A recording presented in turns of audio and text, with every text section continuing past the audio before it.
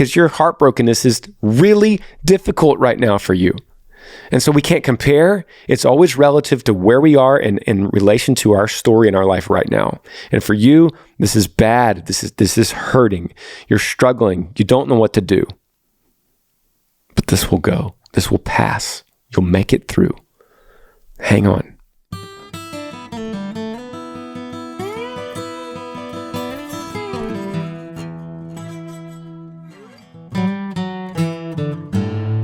What's up, guys? Welcome back to the podcast. Thanks for listening, watching, wherever you're coming from, whatever platform you're using to tune in to the Granger Smith Podcast. I'm so grateful. This is one of my favorite things that I do, is to do this podcast and then to see the reaction when I post it and then to see the emails come in. What we do on here is I answer your questions. So if you have a question about anything, email grangersmithpodcast@gmail.com. Could be about any subject. You'll find out today we're all over the map. If you've listened to a bunch of these episodes, thanks for coming back. If you're brand new, hang tight because we get into some deep stuff and you could ask me a question about anything. My life has been crazy lately. I have so many balls that I'm juggling. I've been doing a few tour dates. I've been doing a few speaking engagements. I'm shooting a movie. I'm doing this podcast. I'm doing the Smiths vlog on YouTube, and I'm hosting a radio show called After Midnight. So you might have heard from me or heard of me through one of those platforms. But regardless, I'm glad you're here with me because this is a special one to me on Monday mornings. Let's get right into the first question. First question says, "Hello, I am Zach. Recently moved to Wyoming from Colorado, graduated high school early, and I have some options in front of me. I'm not sure which one to choose. I work at a small chain of grocery stores, and I have a good relationship with the store owner who has offered a corporate level job for me where I'd be making good money and learning a ton. I also have a passion for music, guitar, harmonica, and singing. I've considered becoming a worship director at a church. However, many churches require a college degree, which is something I'm not interested in. I also build guitars and find peace in woodworking. Woodworking is where I like to talk to God the most and meditate on things that are going on in my life.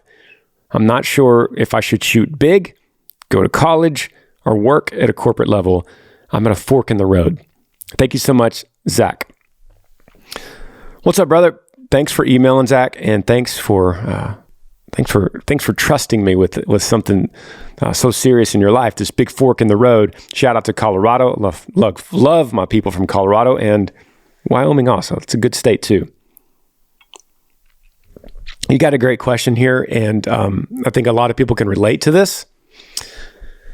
I don't have any notes in front of me. I've not prepped for any of this stuff. So like we do on these questions on this podcast is I'm going to walk through this as if you and I are just sitting at a campfire together. You know, it's getting late. Fire's starting to burn down. I'm sitting there around the fire and you walk up, Zach, and you go, "Man, could I run something by you?" And we just take our time and I'm going to tell you my opinion on it. And we're going to walk them, not always right, but I'm going to tell you the best that I know how of this situation from what I know from what you've told me. And all I could really do with your question, Zach, is relate it to my life. What would I do, Zach? That's what I would say. What would I do in your situation? And I've been to many forks in the road. The best that I could tell you is what I've learned is if I'm at some kind of fork and if I'm doubting something in my life and I need to make a decision based on just the facts laid out in front of me, and I've responsibly done my research about these options, the different forks in the road. I'm talking pen and paper. I'm talking the old school, man. Piece of paper. Here's option A. Here's option B. Here's option C. Here's the good from A. Here's the bad from A. Here's the good from B. The bad from B. And just write it out. You know, pen and paper, just digging through it. And what I like to know from myself is I like to get a reading on how I'm reacting to the different options. And this is harder to do than say, including my life now. But if I get nervous about something, if I get a little bit butterflies in my stomach, right? Like, ooh, that option makes me a little nervous. That option is going to require a lot of effort. That option has a big payoff, but it's going to be a big time commitment for me. And then there's another option where I go, oh man, that one does not make me nervous. That one makes me feel at ease. That one feels peaceful when I just look at it on the page. I'm not going to have to do much to get into it. And I know once I get it, it's going to be so easy. I have found, Zach, through life, if you choose the harder road, the one that makes you nervous, the one that requires the effort, and you do this over and over at every fork, you come to another fork, there's the easy road that's going to lead to some peace, and there's another road that's going to lead to some work, but the payoff could be crazy good. Continue to lean into the one that's harder. And the more times you do that, the more times you're separating your life from the ordinary. And 30 years down the road, when you look back on your life and you're looking and you're talking with your friends and they're like, Zach, your life is insane. Look at all this stuff you got going on. Look at the track record you've built. Look at the friends and family that you've influenced.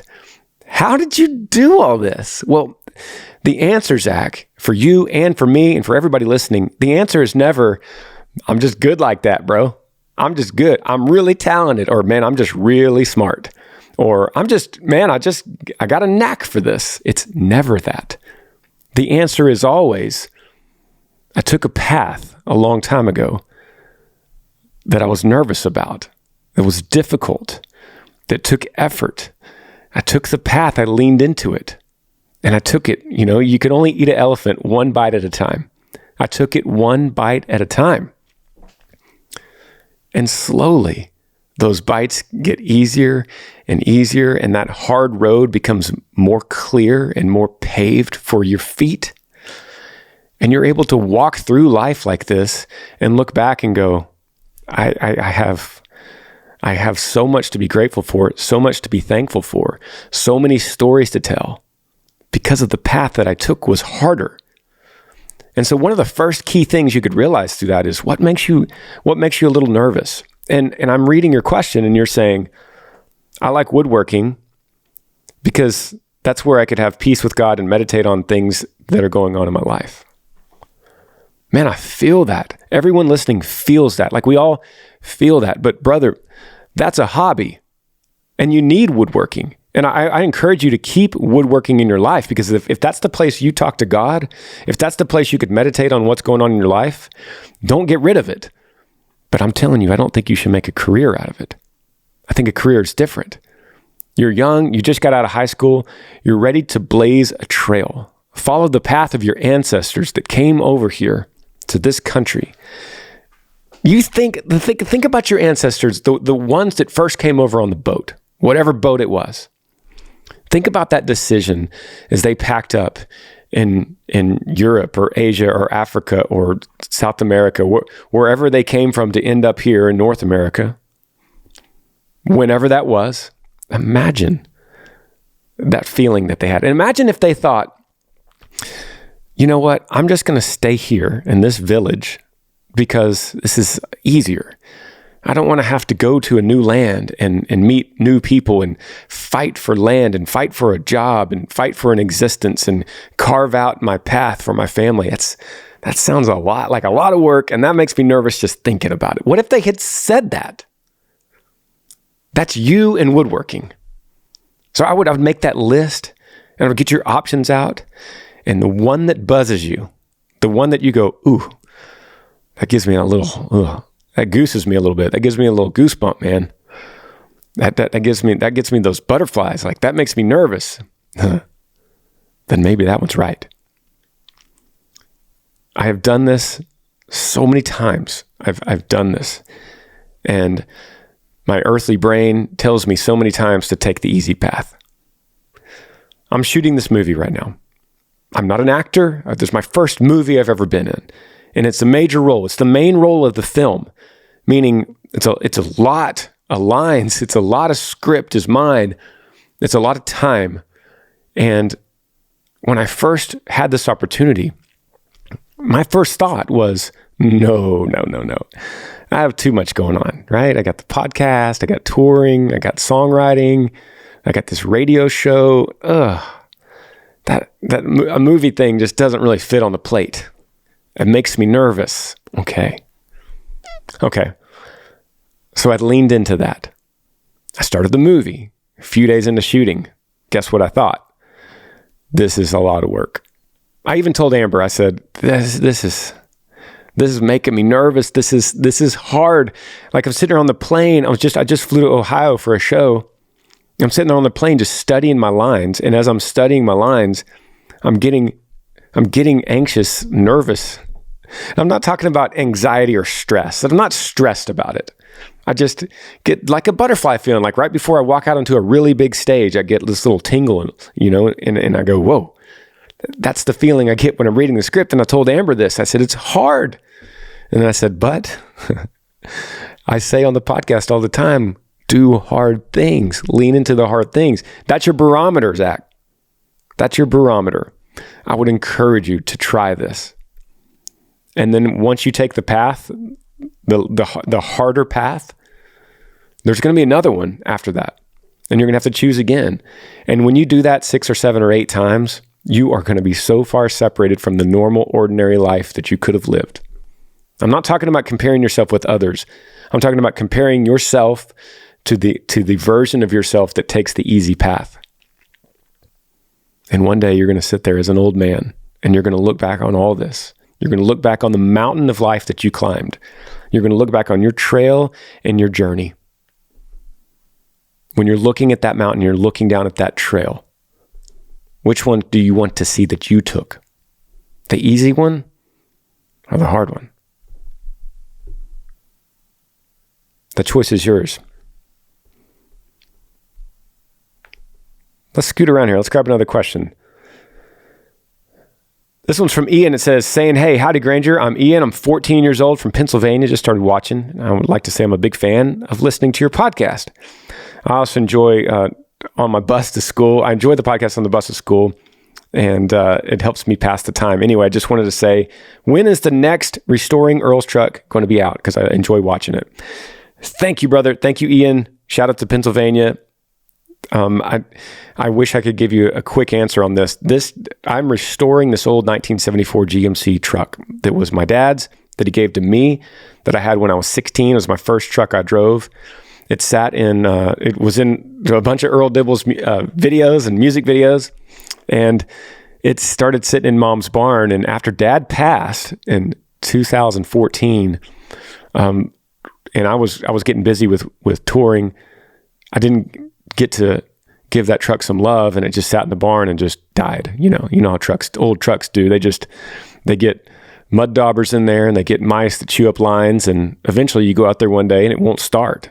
And you've got to start digging through to figure out what's going on. So when the pandemic hit, I went out there and tried to start it and couldn't. So I put it on a flatbed trailer and took it to the Yee farm. And I got Butch and Bull, my 2 bus drivers, and I said, hey, we're off tour right now. We got some time during this pandemic. Let's create a YouTube series restoring this 74 GMC. Well, technically, first, we just wanted to get it started, get it running. That was the goal. Let's get it running. And then we got it running. We thought, well, as we were pulling the engine and pulling different pieces out, pulling the clutch, getting new parts, we thought, well, now that we're down here, we're in the engine, we might as well pull that out. Now let's get to the transmission. Now let's clean that up. Now, well, we're by the frame. We might as well take the cab off and grind down the frame and then repaint it. And then once we did that, we're like, well, we might as well get new exhaust. And then we thought, okay, let's take the bed and the cabin and the tailgate and the hood, and let's get some of this rust off of it and let's paint it. And it ended up being a full restoration. So it's taken a lot longer than I thought. I mean, we're over a year into it now, but I think we're really close. And I can't wait to finish this truck and share it with you on my YouTube page. But thank you for caring, Ian, and thanks for giving me the shout out, brother. All right, scrolling right along. I have no idea what these are going to say, guys. I'm telling you, I don't know what I'm getting into. I'm just clicking away. Subject line, struggles. Hey, Granger, my name is Alan. I'm from Alabama. I've listened to your music a lot over the last few years, but I got into your podcast because of a TikTok that was nothing short of a sign. For the last 4 years, me and my wife have been trying to have a baby. It's been an emotional roller coaster. Last year, we finally got good news that she was pregnant, but at our appointment to see the child, there was no child to be seen. They had to go in and remove our child and the tube. Since then, we've gotten pregnant again, and my wife is doing well. The only thing is I have this crippling fear that it's too good to be true. I'm reaching out for ways to deal with this kind of fear and how to know how to be there for my wife. God bless you guys. Alan, thank you for the question, brother. Shout out to Alabama. Thanks for listening and the kind words. And it's a great question. And I feel you, brother. This is what you said here is you used crippling fear. What this boils down to, essentially, and we could tackle this kind of question all different ways, and I could hit you with all kind of worldly peace and ways to manage it, ways to manage this to a manageable level. But what it really boils down to, the very core of your question is lack of trust in God. And you might be thinking, well, I do trust God. But you don't really. And I'm not knocking you because I could relate to you. So we're all in this boat at some level, but anytime we have a crippling fear or some kind of crippling stress or anxiety that is based on something that hasn't even happened yet, right? Like when you're terrified, say you're terrified to drive on the highway, but you've never even been in a wreck before. Maybe you're terrified of airplanes, but you've never been in an airplane crash.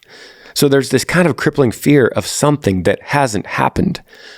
And that's you. You have, your wife is pregnant, but you have this crippling fear of a bad result of something that hasn't happened yet. And it boils down to a lack of trust in God, that He is sovereign, that He has a purpose, that your struggle through the lost child is not meaningless.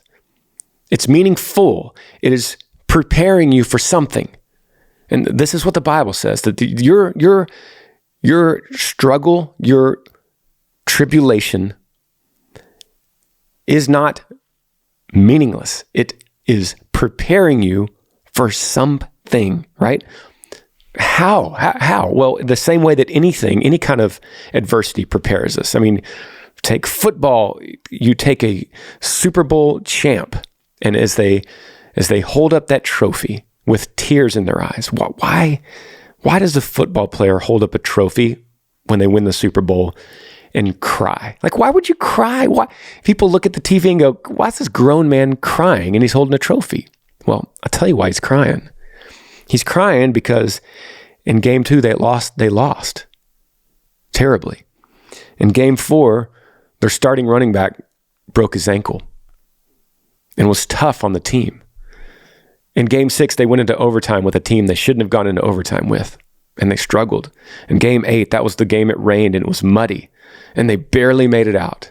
And they had those practices where it was hot or cold, and they came together as a team, and they learned unity, and they learned through each other, through adversity, through the personal disagreements with each other in the locker room and on the practice field. They learned to come together cohesive as a team, and they came out victorious in the end. And all those struggles, you take them away, take away the losses, take away the injuries, take away the muddy field, take away the overtime game, take away the disagreements in the practice, take all that away and then hold up the trophy. And it's just a trophy. It doesn't really matter. It was an easy year. We didn't have any fight. It was we breezed through it. Yay, we won a Super Bowl. Nothing, no emotion. Take any movie, for example, any movie that you've ever seen where you felt like crying at the end. Why did you cry? Why did you want, maybe you're not a crier, but maybe you wanted to cry. Maybe your girlfriend cried, Alan. But why do you cry at a movie?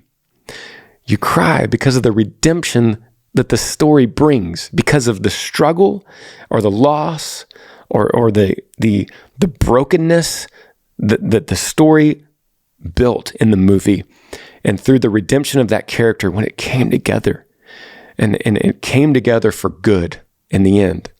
And you want to cry because you feel that struggle. That's why there's struggle. That's why there's redemption. And that's why your story, that's why the loss of this first child, that's why it matters. That's why it's preparing you for something. It's refining you. It's like fire. It's burning you like gold and silver. So when you come out the other side of the fire, that gold is purified. It's better. It's refined. It's in a better state than it was before the fire. All the tarnish is gone. All the residue is gone. The fire made it pure. And that's what struggle does for us. So we don't fear the future, something that hasn't happened yet. We trust God that He has a plan. He has a purpose for us. And that this pregnancy, if this pregnancy right now, if it doesn't work out the way you want it to, and it might not,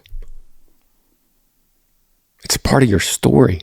It's part of your refinement, and you'll be better for it. And in the meantime, you be grateful that you're pregnant. There's so many people that want to be pregnant and they're not. So many people want children and they can't. And here you have this little baby growing inside of her. That's how you could be there for your wife. That's how you could be there for her, is say, babe, I want to tell you, I'm so proud of you for what you're going through, this little baby growing inside you, and you're taking care of it in this motherly way that I can't understand as a husband. And I'm so grateful that you're my wife, and I'm so grateful that we're going through this together. And whatever happens, I just want you to know, your wife, I want you to know whatever happens, I'm with you. I'm in this with you. That's what you tell her.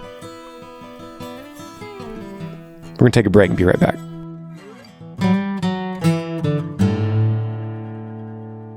Podcast is brought to you guys today by ShipStation. You know, I'm always looking for ways to be more productive, ways to get good results with less effort so I could focus my mind on other things. Well, if you sell stuff online, you're definitely in the right business. Most people are shopping online more than ever. And that means a lot of orders are coming in, a lot of orders you're going to need to ship fast. And that's why online sellers like you need ShipStation. It's taking our mind off of the shipping and putting it back into the creative of the business. With ShipStation, you could import orders from any sales channel, ship with any carrier, access discounted shipping rates, and automate just about any shipping task. You're going to spend a lot less time on shipping and more time growing your business. It doesn't matter what you're selling. Amazon, Etsy, your own website. ShipStation funnels all of your orders into one simple interface where you can manage from anywhere, even your cell phone.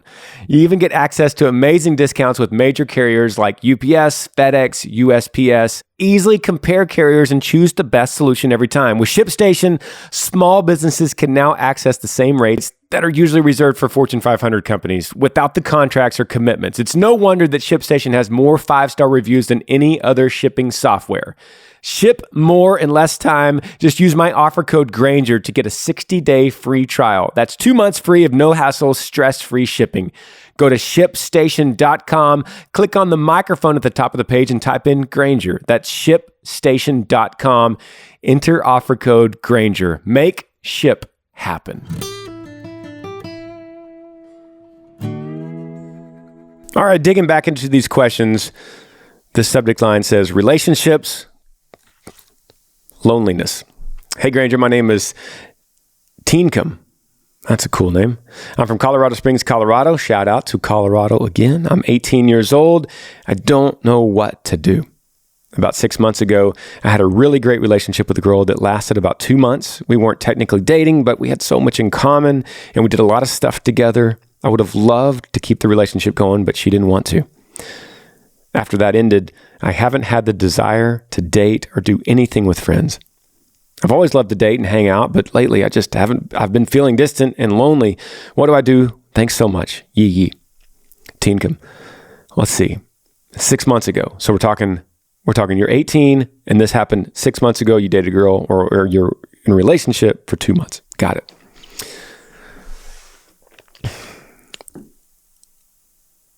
Teencom, what you're feeling is so normal. It's not a strange question. It's not a bad question. It's a normal human desire, normal human question. And I want to tell you that time is your friend here. Time is your friend. The fact that you don't want to go out or have a desire to date or do anything with friends will go away. It will fade. You will get that desire back. This is what they call heartbroken. This is what it's called. This is heartbreak. That's what you're feeling. And we throw that word around all the time, and we joke about it, and we write songs about it, and we use it, we misuse it in other ways. But the reason they call it heartbroken is because it's in your core, your soul, inside you, your heart. You could feel it right in your chest. That's where you feel it. I don't know who coined this phrase a long time ago, heartbreak, but maybe someone can Google it for me. But you feel it there. You don't feel it in your hands. You don't feel it in your feet. You don't feel it in your head. You feel it right in the center of your chest. You feel broken. You feel a pain. And that's what you're feeling, brother. You're feeling heartbroken. And loneliness is associated with heartbreak. So that's a byproduct of this brokenness, this heartbrokenness. A byproduct of that is loneliness. Other byproducts could be, you're not hungry. You're not hungry. You didn't say it, but you're probably not eating very well either, right? You just don't really want to eat. You're not hungry. You're probably not sleeping very well. You probably wake up in the middle of the night, 3 o'clock in the morning, you wake up and you can't go back to sleep. That's another byproduct of being heartbroken.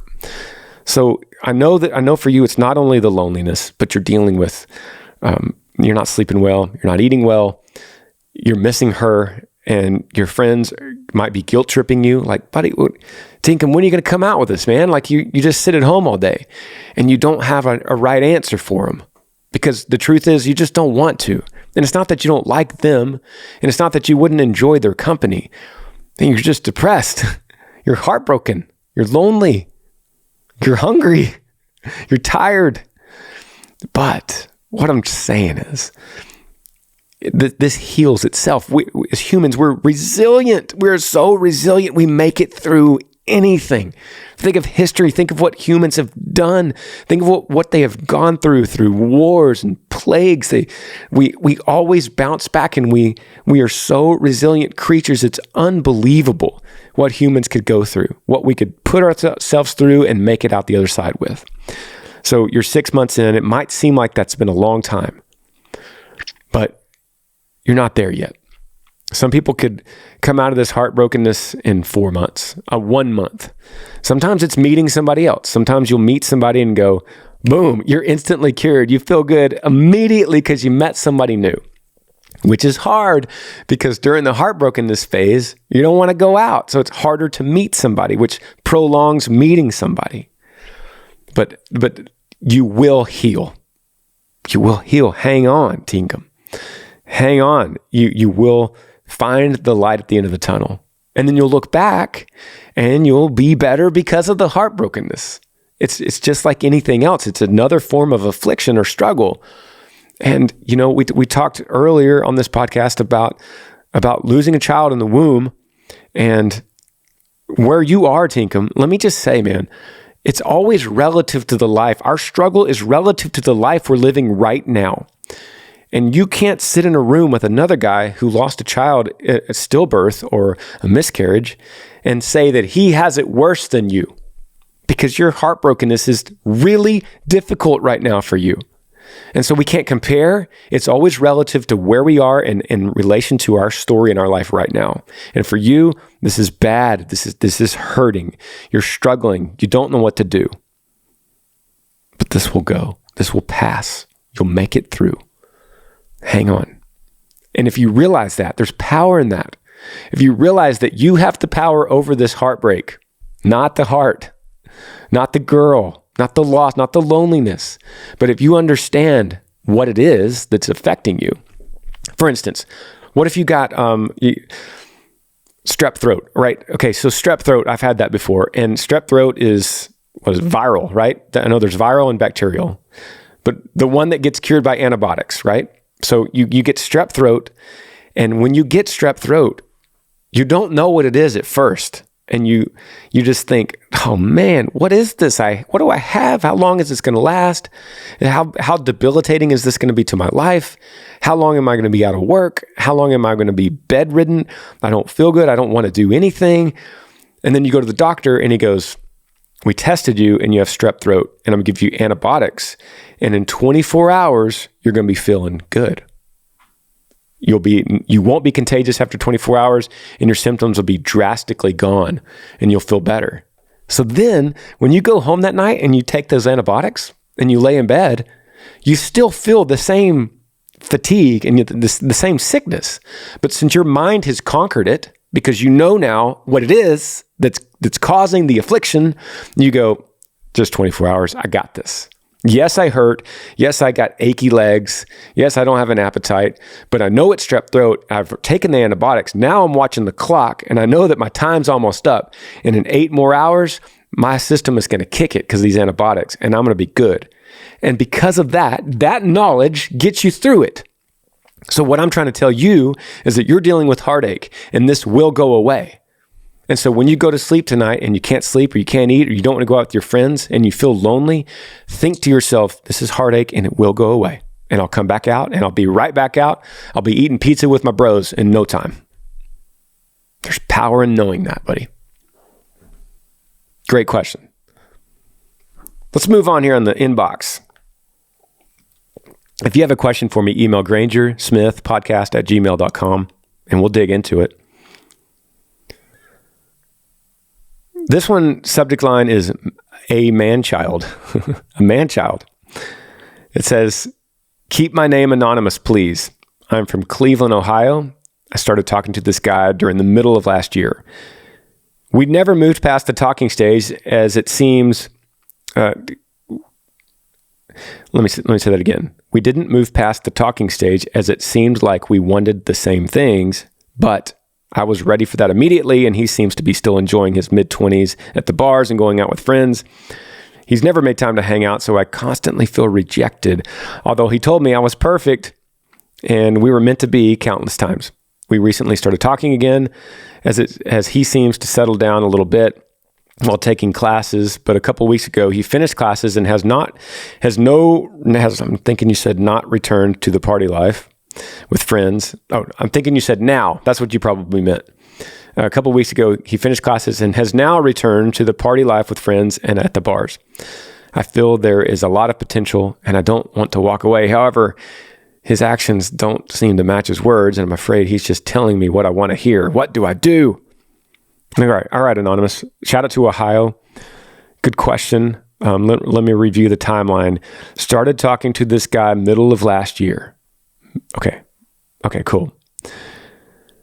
So, you know this relationship's got red flags all over it, Anonymous. But you know that, and that's why you emailed, because it's on your mind.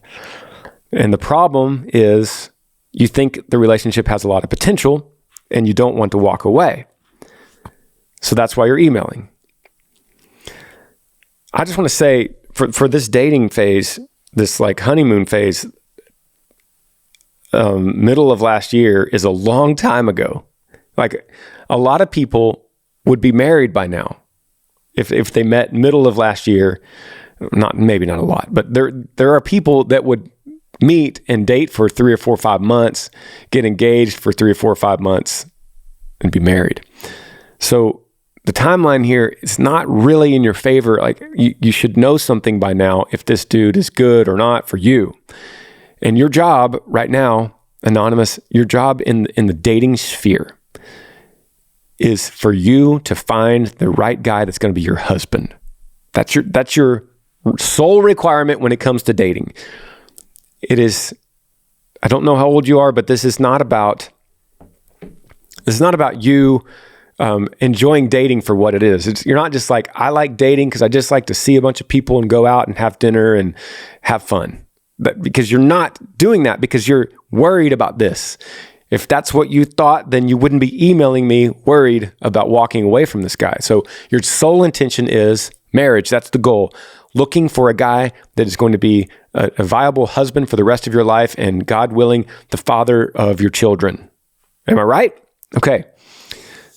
And this guy's not faring too well in that category. And you're probably, maybe you're thinking, I don't know, maybe I'm not good enough for another guy. Wrong. You don't think that. Don't go there. Don't go there.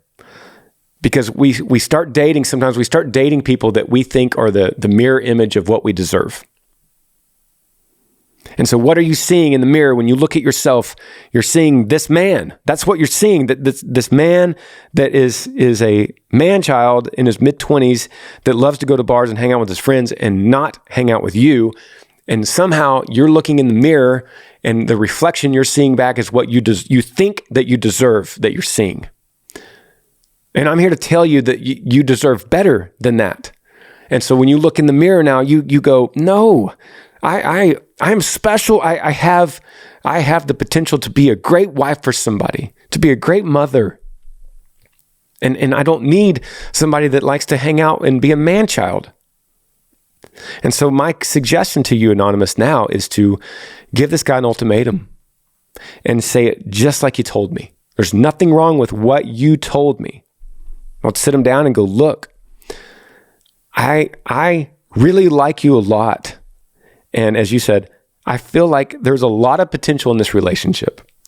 What that potential is, I don't know. This is Granger talking, not you. I don't know because I'm not with you, but you could be specific about what that potential is. This and this and this. And I think you're a great guy. But here's the but. I don't appreciate being put on the back burner. If this is something that's going to last, if this is a relationship that has legs and longevity, I don't appreciate being on the back burner of it. And that's what I feel like. I feel like I'm your fifth or sixth priority in life right now. Is that true? And he's going to say, no, you're great. And go, well, your actions are going to speak louder than your words here because you love to spend so much time with your friends and maybe you're not ready for a relationship. And I want to give you an ultimatum. I'm going to say right here today, I want to hear from you that this matters to you, that I matter to you, and that this is on a path of me getting an engagement ring. Oh, that's too much. This is on a path of something that's going to lead down a long road for us. Okay, don't scare him with the engagement ring talk. And see what he says. Put him on the line. Put him right there on the spot. See what he says. If I was a guy, and I am a guy. If I was in his shoes, I would respect that. I would respect that. I would say I would want to shoot them straight. And guys, I've been told this before by old girlfriends a long time ago. I've been told this because I'm sure I had my share of man-child years. I definitely had my share of loving music more than anything else, and chasing tour dates and chasing empty stages more than the girlfriend. And so there was several girls that I would date that I wasn't that serious about it, and they caught on quickly that I could cancel a Valentine's dinner to go take a tour date for $200, and they had to say straight up like, hey, I don't feel like I'm a priority. And I might have thought, well, you're great. This is fun. And they said, if they said, you don't make me feel like a priority, at that moment, I would have to be honest and go, you're right. You're right. I love my friends. I love hanging out with them. I love my job. I love my work. And I love you equal to that, but not anything more than that, right? And that might be the answer you get. And hey, if you get that answer, good. Then you go and you have a whole heart when you leave, and you feel confident that you're walking away from a relationship that wasn't going to go anywhere. And good for you. You're back on the market again. You're ready to find the next guy, and you're going to learn with the next guy. You're going to learn from this guy. You're going to learn a little bit more of what you need. And dating, you go through these relationships, and every time you get out of one, you learn a little bit more about who you are and what you need and what you deserve and how to be respected, and you get better every time. So I would sit him down and give him this ultimatum, and don't let him lie to you. You'll know if he's lying. And if he does lie to you, you'll know it in a few weeks because he'll go back to his old ways, and then you could bring it up again and go, remember when I talked to you about this? And he'll go, yeah. And then you'll go, I'm sorry, this is over. I got to go. And it's sad to me because I thought we had a lot of potential, but I have to go because I gave you an ultimatum 2 weeks ago. You agreed, and now you're back at it. Anonymous, it's as easy as that. And it's hard to do, but that's the mathematic formula for you. You give him the ultimatum. You don't let him lie. If he does lie, you'll know in 2 weeks, and then you walk. And you don't look back. You close the door, and you walk. Don't look back, and you're better for it. Let's grab another. Wow, which direction should we go? Let's see. A lot of relationship questions in here I see in the subject lines. Let's see. There's a trusting God question. Maybe we should hit that. Okay. Why can I not trust God when this is all I want to do? The question is, I have recently found your podcast, and it's been such a blessing. I have been born again and faithfully serving him for 15 years. I want to reach out to you and get your opinion. I'm 27 years old, pretty successful in my career for my age. God has blessed me beyond measure in my career, and all the glory be to him for that. I have worked for my current employer for almost 8 years. Unfortunately, my work environment is nothing short of toxic. The senior management lacks morals and integrity, does not value their employees, and I'm not confident in my current workspace. I would like to leave, but I'm extremely scared. I know that my value is in Christ alone, but I also value my professional career and have worked to climb to the top. The enemy is using all my insecurities against me, and it's making it extremely difficult to let go and allow God to direct me where I need to be. In short, how can I overpower my anxiety-filled, controlling, insecure heart and trust in Christ for my future? Well, did you say your name? I won't say your name because you didn't say your name, but you said it. That last line is that's pretty good. In short, how can I overpower my anxiety-filled, controlling, insecure heart and trust Christ for my future? That is the question for all of us, right? If we could answer that, guess what? If we can answer that, guess what you get? Peace. Peace. So Philippians 4:6-7, look it up. Philippians 4:6-7, look it up because it's going to tell you, do not worry about anything, but in everything, by prayer, supplication, with thanksgiving. Let your requests be made known to God, and the peace of God, which surpasses all understanding, will guard your hearts and your minds in Christ Jesus. That's how you do it. Doing it is, you got to dig, but that's your roadmap on how to do it, right? So prayer, supplication, with thanksgiving. You give the glory to God. You worship him. You say, you are the creator. You have a plan. I need to know direction in this job. I feel insecure in this job. I feel undervalued in this job, but I'm thankful to have the job, and I'm thankful that you have provided it. Show me your path. That's what you say. That's your prayer. And the result is peace. Peace. And that's what you're after here is peace. I don't know. I haven't talked to you in person, so I don't know if I sit here and tell you, yes, walk away from this job. I can tell you that your fear of leaving the job is nothing but fear. And what did Roosevelt say? There is nothing to fear but fear itself.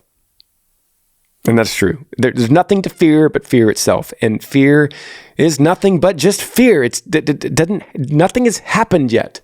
You're scared of leaving a job but you don't even know if that's a good or bad thing. I mean, maybe it's a great thing. Like maybe leaving this job opens up the door to an incredible career that you're forever thankful for. And you look back and you go, I wouldn't have had this job if I didn't leave the other one. I understand that you've worked up the ladder and you've put so much effort into it, but it's not about your effort that you put into it. It's you. You are the effort. You are the value. Sometimes as humans, we start to think that our value is what we've built. Like all the little things that we've collected and added and put together and historically lined up in our past is our value, but it's not. We are the value. Currently, presently, we're the value. So whatever you built, whatever you did, you could build again. Why? Because you already did it once. That's hard. Of course it's hard. Life is hard. Life isn't fair. Life is difficult. But we push on. Because when we hold up that Super Bowl trophy, that's when we cry. Because we go, we made it. Victory. We're holding the trophy with tears in our eyes because we went through trials. We had to get out of that job and we put our sweat and tears into that job. We worked so hard to climb that ladder and we had to let it go. But we got this new one and we started over from scratch. From the ground up, we built this thing all over again. And I repeated this ladder and I got less pay. And I didn't feel like I deserved it, but I worked at it because I wanted to do it again. And I knew I could. How did I know? Because I did it before. So I started over and I built it again, brick by brick. And now here I am and I did it. And I got tears in my eyes holding the trophy. That's your story. It's like, what do you do? What do you do if you build a wall, a brick wall, a beautiful brick wall, and it gets knocked down? There's only one thing you do. You get the bricks off the ground one by one and you start again. And the longer you stare at that pile of bricks, the harder it's going to be to put it back together. You shake yourself off, you wipe the sweat off your brow, and you pick up one brick at a time and you start the wall all over again. You could do it. Love you guys. Thanks for listening. We'll see you every single Monday morning. Yee. Thanks for joining me on the Granger Smith Podcast. I appreciate all of you guys. You could help me out by rating this podcast on iTunes. If you're on YouTube, subscribe to this channel, hit that little like button and the notifications bell so that you never miss any time I upload a video. If you have a question for me that you would like me to answer, email grangersmithpodcast@gmail.com. Yee.